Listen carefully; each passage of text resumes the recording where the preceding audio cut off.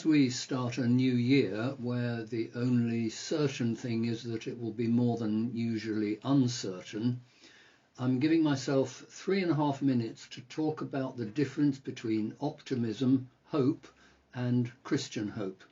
My time starts now. One of my favourite books that I possess is the New Oxford Dictionary of English, all 2,000 pages of it. Actually, it's not so new now, as I've had it for 20 years, so in a way it's become a historical document. It gives pandemic, but it defines lockdown only as something that happens in a prison rather than to all of us. And it defines social distance only as the perceived distance between social groups and not as the requirement for actions between individuals that we've all got used to. But it's still great for finding out where words come from and why they mean what they mean. If you look up optimism, you find that it's from Latin and means having the belief that the best thing will happen. If you look up hope, that's from Germanic roots and is the expectation or desire that something will happen, but without certainty. Faced with a choice between those two, it's very easy for politicians, as we've seen all too often, to try to buoy us all up with optimism. But when history doesn't deliver, there's an equal and opposite feeling of disappointment. But on the other hand, hope seems too feeble to be much good at keeping us going.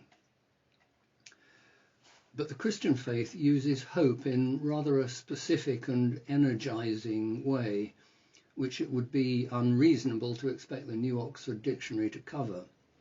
The crucial thing about secular optimism and secular hope is that they start from now and look forward.